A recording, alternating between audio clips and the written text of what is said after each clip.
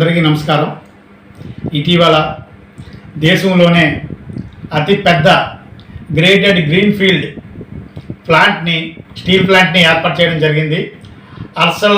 Harshal Mittal nipple steel India ఇటీవల అనకాపల్లి జిల్లా నక్కపల్లిలో ప్రారంభించడం జరిగింది. ఈ కంపెనీ ప్రారంభించడం ఉత్తరాంధ్ర అభివృద్ధితో పాటు విశాఖ జిల్లాలు, విజయనగరం జిల్లా, శ్రీకాకుళం అంటే 3 జిల్లాలు ఉత్తరాంధ్రతో పాటు రాష్ట్ర నలుమూలలో ఉన్న జిల్లా యువతకి ఎంతో ఉద్యోగ మార్గాలు మెరుగుపడతాయని ఆశాభావం వ్యక్తపరుస్తున్నాము. ఈ కంపెనీ సుమారు దేశంలోనే పెద్ద కంపెనీ స్టీల్ ప్లాంట్. ఈ దేశంలో పెద్ద కంపెనీ సుమారు 1.5 కోట్ల పెట్టుబడితో 17 మిలియన్లు ఎంటీ సామర్థ్యంతో 1,00,000 మందికి పైగా సుమారు ఉపాధి మార్గాలు సృష్టించే ఈ ప్రాజెక్టు ఉత్తరాంధ్రకి దక్కడం నిజంగా అభినందనీయమని తెలియజేస్తూ ఉన్నాము. ఎందుకంటే ఇది ఉత్తరాంధ్రలో అభివృద్ధిలో కీలక భూమి శోషిస్తుందని ఆశాభావం కూడా మేము వ్యక్తపరుస్తున్నాం. ఈ ప్రాజెక్టు నిర్మాణానికి సహకరించిన గౌరవనీయులైన మాన్యశ్రీ ప్రధానమంత్రి వర్యులు నరేంద్ర మోదీ గారికి, అలాగే కేంద్ర మంత్రివర్యులు కుమారస్వామి గారికి, అలాగే ఆంధ్ర రాష్ట్ర కూటమి ముఖ్యమంత్రులైన గౌరవనీయులైన నారా చంద్రబాబు నాయుడు గారికి, అలాగే ఆంధ్ర రాష్ట్ర ఐటీ విద్యాశాఖ మంత్రివర్యులైన నారా లోకేష్ బాబు గారికి, అలాగే కేంద్ర మంత్రివర్యులైన కింజరాపు రామ్మోహన్ నాయుడు గారికి మా హృదయపూర్వక ధన్యవాదాలు తెలియజేసుకుంటూ ఉన్నాము. ఈ ఆంధ్ర రాష్ట్ర కూటమి ముఖ్యమంత్రులు ఈ రోజు రాష్ట్రాన్ని సుభిక్షంగా సురక్షితంగా పాలించడే కాకుండా సూపర్ శిక్షలో అన్ని కార్యక్రమాలు అన్నిగా ఇప్పుడు అంచెల వారీగా అభివృద్ధి చేస్తూ, అలాగే పాదయాత్రలో లోకేష్ బాబు ఏ కార్యక్రమాలను చేపడతామని చెప్పారో ఆ కార్యక్రమంలో ఇచ్చిన మాట ప్రకారం యువతకి ఉపాధి మార్గాల కొరకు నిరంతరం శ్రమిస్తున్నారని తెలియజేస్తున్నాం.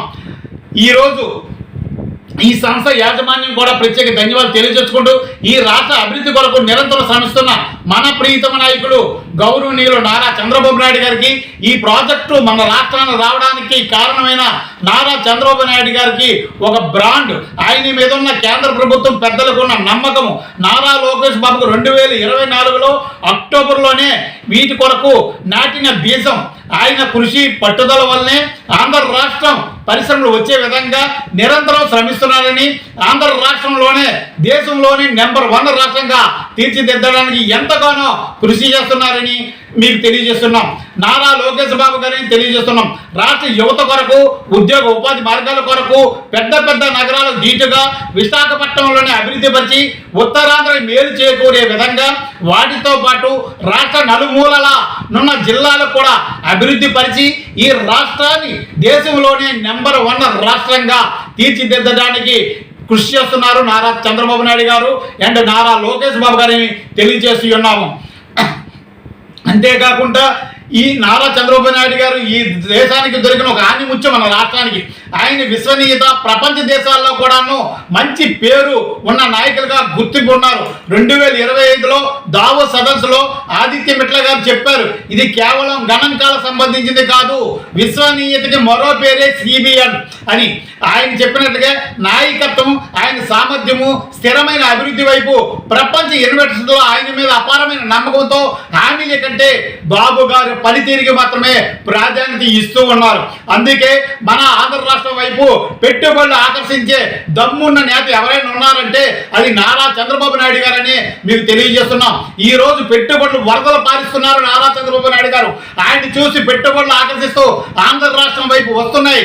ఆయనది ఒకటే లక్ష్యం, ఆంధ్ర రాష్ట్రంలో గుర్తింపు గౌరవం ఉన్న నేతల్లో కాకుండా దేశంలోనే ఒక గుర్తింపున్న నేతగా ప్రపంచ దేశాలు కూడా ఆయన సామర్థ్యాన్ని, ఆయన పనితీరుని నిదర్శనం వేసుకుంటూ ఈ పెద్ద కంపెనీలన్నీ కూడా ఈ ఆంధ్ర రాష్ట్రం వైపు చూస్తున్నాయంటే అది నిజంగా చంద్రబాబు నాయుడు గారు. గతంలో చంద్రబాబు నాయుడు గారు ఎన్నో చేశారు. హైదరాబాద్లో ఉమ్మడి రాష్ట్రం ఉండేటప్పుడు సైబరాబాద్ సమాంతర రాష్ట్రాన్ని డెవలప్ చేసిన ఘనత నారా చంద్రబాబు నాయుడు గారికి. అందుకు ఆ రోజుల్లో విమర్శించిన వాళ్ళు ఈ రోజు ఆ ప్రతిఫలాలు చూసి ఆశ్చర్యపోతున్నారు. ఈ రోజు సాఫ్ట్వేర్ దిగ్గజాలు ప్రతి ఇంటికి ఒక ఉద్యోగం, 1,00,000 జీతాలు సంపాదిస్తున్నారంటే అది నాడు తీసుకున్న నారా చంద్రబాబు నిర్ణయాన్ని మీకు తెలియజేస్తున్నాం. ఆ కోవలే తండ్రికి మించిన తనయుడుగా ఈ రోజు నారా లోకేష్ బాబు గారు నడుచుకుంటూ ఉన్నారు. నారా లోకేష్ బాబు గారు ఎందుకంటే విదేశాల్లోకి వెళ్ళి ఆయన శక్తి సామర్థ్యాలతో ఎంతో మంది ప్రముఖ మల్టీనేషనల్ కంపెనీలు ఒప్పించి ఈ రోజు ఆంధ్ర రాష్ట్రం వైపు తీసుకొస్తున్నారు. ఎందుకు ఈ రాష్ట్ర ఉపాధి మార్గాలు మెరుగుపడాలి, ఇక్కడ ఉద్యోగ మార్గాలు మెరుగుపరచాలి, 2 లక్షలు ఉద్యోగాలు ఇచ్చే దిశగా నారా చంద్రబాబు నాయుడు గారు, నారా లోకేష్ బాబు కృషి చేస్తున్నారు. ఉద్యోగాలు కానివ్వండి, ఉపాధి మార్గాలు కానీ మెరుగుపడాలి అనే ఉద్దేశంతోనే ఆయన అనుకున్న లక్ష్యాలకి 2037 కల్లా ప్రతి ఇంటికి ఒక ఉద్యోగం కావాలి, ప్రతి ఒక్క ఇంటికి ఒక పారిశ్రామికవేత్త తయారు చేయాలి అని సంకల్పంతో ప్రతి ఇల్లు కూడా పేదవాడలేని రాష్ట్రం తయారు చేయాలి ఆయన సంకల్పంతోనే ముందుకు పోతున్నారు. ఈ రోజు నారా చంద్రబాబు నాయుడు గారు కానీ ఈ రాష్ట్రానికి కూటమి ప్రభుత్వానికి 4 పర్యాయాలు కానీ ఈ ప్రజలు పట్టం కట్టవలసిందిగా అవసరం ఉందని తెలియజేస్తున్నాను. ఒక ప్రభుత్వం అభివృద్ధి దిశలో నడుస్తుంటే ఆ ప్రభుత్వానికి ప్రజలు మద్దతు ఉంటే సుదీర్ఘకాలంగా పాలిస్తే అక్కడ ప్రజలు బాగుపడతాం, యువత బాగుపడతాం, ఉద్యోగాలు మనకొస్తాయి, మన బిడ్డలు బాగుంటారు, మన రాష్ట్రం బాగుంటుందని ప్రతి ఒక్క తల్లిదండ్రులకు కూడాను నేను మనవి చేసి ఉన్నాను. ఆ దిశకే ఈరోజు మన రాష్ట్రం ఎంతో అభివృద్ధి చెందుతుందని అందుకు ప్రతి ఒక్కరూ ఆంధ్ర రాష్ట్రం వైపు చూస్తున్నారు.